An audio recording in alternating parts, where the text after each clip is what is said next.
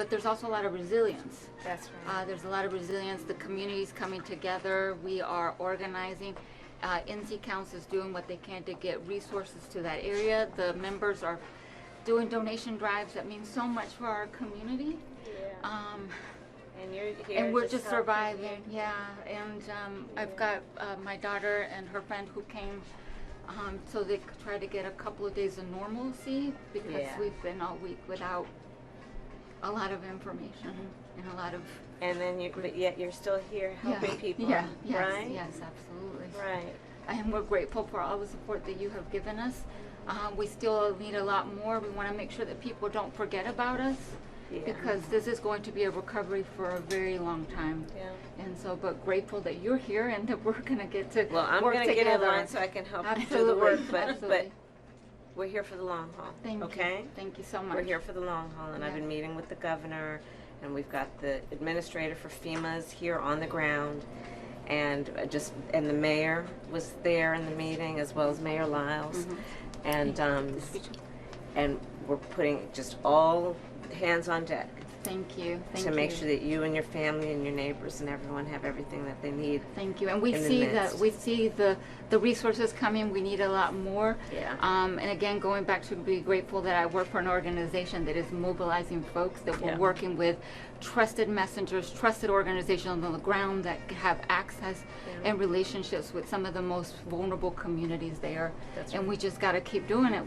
Together we're stronger. That's right. Thank you.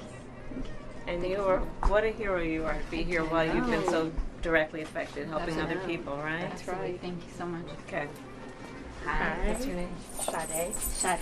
Nice to meet you. Thank you for your work, okay? Yes, thank you for your work. We're all doing it together.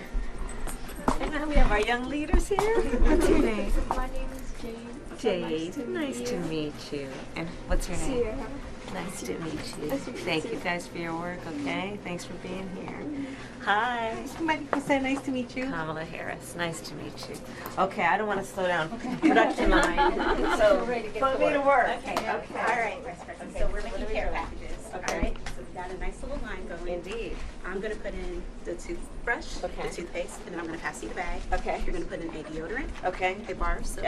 Whichever, just any Order you want. Okay. And then you're going to pass it over to Melissa. Okay. And we're going to keep the line going. Queen Melissa. I got Yes, it. ma'am. Got it? Okay, I got it. All right. Okay. There you are first. Okay.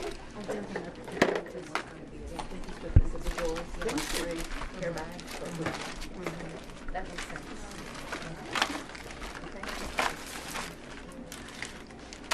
Thanks to all of you for what you're doing. It takes See, you work on You I'm don't a work worker. Yeah. Okay. I will slow down. Put that right there. Okay. Thank you. So we've been deploying resources for over a week, or no, an entire week now. And this is our hub. And we're really grateful for our community partners who gave us a space. So you have different sources of donations, right? We do. To this effort? We do. And then how do you actually then centralize everything? So people do drop-offs. What we're actually transitioning to is NC Council Coalition. We have 135 member organizations, grassroots across the state.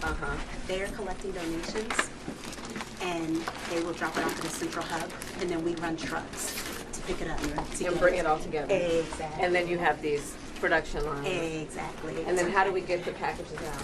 Truck driver? Well, actually, this is one of our truck drivers. As well as Queen here. She really is. And MJ, Yes. have been doing the runs from here in Asheville. And so, they pack up the van and go on away, and our members on the ground there, they receive it directly. So it doesn't go to... Right, it's not filtered through any other source. Exactly. Like, we have a text thread with everyone who has been impacted. They tell us what they need. So you get it directly to individuals? We get it directly to individuals. And they So what's that been like? Well, honestly, when we went up the first day, I was familiar because I used to live in Asheville. And we made the first stop in Morganton, and MJ and I drove up, and I was like, where's they drop off? I need to back up where they drop off their supplies. Me thinking that they're gonna have all these supplies, and she come out, one of our community members come out, and she was like, oh my goodness, I'm so glad y'all here. Come to find out we were the only one. Really? We were the only one, and they had 3 tents. So they didn't even have a center of where to do it, because you were the only one. We were the only one. They had 3 tents set up outside, and I guess maybe they had about 20 cases of water, and that was it. And what really got me was the 16-year-old daughter came up and seen we take pads and put like 5 or 10 in a bag. Yeah. And she was like, oh my God, we got some pads. And you know, as a female, we know how valuable that is. And she said, because they were in Morganton, not in Asheville, that no one had brought them anything. And their water just came back on, but it was black and dirty. So they were still needing it. So it's been challenging, but that's, you know, as NC counts, we run into the fire, not away from the fire. So we're doing it, and we'll be making some more trips, and we'll keep making them trips. That's right. And we got to take care of our community. So. Well, you all are the heroes among us, because I do believe in moments of crisis, the heroes are revealed, who just step up to help people in need and to show that kind of strength that people need to feel in each other. Yeah, that's really important. And one of the things that NC Counts does is that we're in continual contact with the organizations that are on the ground, because what's going to happen is the needs are going to evolve as the recovery evolves. And so right now we're in active crisis, but eventually with the recovery the needs differ. And so that's why we continue to communicate to see what has changed, what you need, what has sprung up, and we try to be as nimble and responsive as possible. So far, probably the needs are pretty consistent, right? Or what are you seeing we any are change? at first a lot of the focus was on water to drink and food, non-perishable food, and now we're moving toward needing more stabilization because water will not be present for some time. And so now we're looking to see how we can get more porta potties in communities where transportation is an issue. In the city of Asheville, we depended a lot on transportation, but the buses aren't running, and so we need to get more porta potties in these vulnerable communities. Yeah, but we are continuing to be You know, part responsive. of the announcement I made today includes $100 million in federal money going to